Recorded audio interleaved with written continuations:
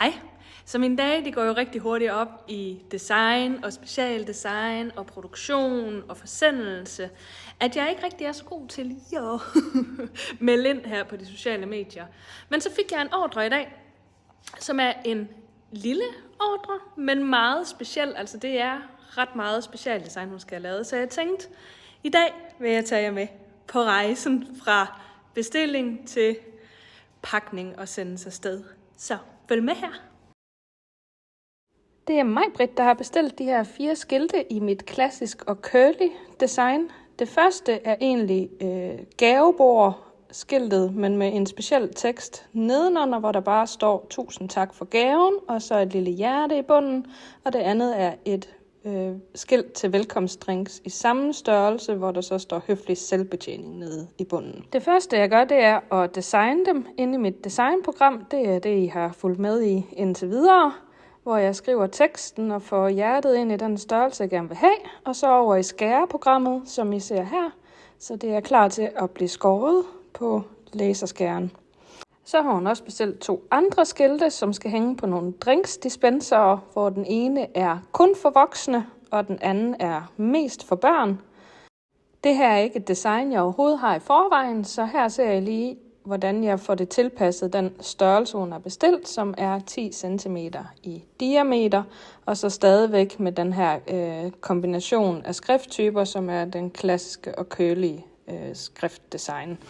Det er jo sådan med specialdesign, når det er noget, jeg ikke har i forvejen, eller har lavet i forvejen, så tager det jo bare lidt tid at få tilpasset med den skrifttype og den størrelse, jeg gerne vil have, at det skal være i, så det ser ordentligt ud, når det kommer ud til kunden. Og så det ser ordentligt ud, når de ligesom hænger ved siden af hinanden. Så derfor brugte jeg en del tid på tilpasning og sikre, at teksten er samme størrelse, og at de er centreret på selve den her 10 cm i diameter cirkel, men også samme størrelse over for hinanden. Og når alt det ligesom er klar og tilpasset, så er det på tide at få det over i design eller i skæreprogrammet, over til skæremaskinen. Og lige få sat indstillingerne rigtigt, så den graverer det, den skal gravere, og skærer det, den skal skære i de indstillinger, der nu er tilpasset den her E-trætype, som hun har bestilt. Så tilpasser jeg selvfølgelig også, så de fylder mindst muligt. Det her det kommer jeg så til at tilpasse senere, men det er tid til at få pladen i skæremaskinen. Det her det er en rest, jeg havde liggende. Og så ser jeg simpelthen, at det fiser igennem skæremaskinen, hvor den starter selvfølgelig med at gravere de forskellige designs, og så dernæst så skærer den dem. Og når maskinen så er færdig med at skære og gravere, så skal jeg selvfølgelig have designsene ud af maskinen, og så skal jeg have den tape af, der ligger ovenpå, som jeg har for at sikre, at det ikke bliver brændt, imens maskinen skærer. Så det går jeg i gang med her. Og I kan se, at jeg lige tager tape af. Jeg har det altid på begge sider, fordi jeg synes også, det ser så sjusket ud, hvis der er brændt på bagsiden, selvom man måske ikke sådan rigtig ægte ser det.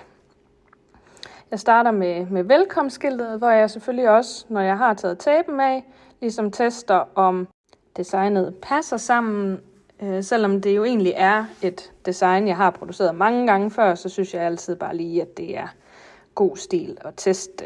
Igen, så vi ikke ender i en træls situation, når produkterne er kommet ud, eller skiltene er kommet ud til mig, Britt. Men ja, som I kan se, så er det lidt en længerevarende proces at få det her tape af. Jeg sætter det altid rigtig godt fast for at sikre, at vi ikke har brændt træ i kanterne og hen over designsene.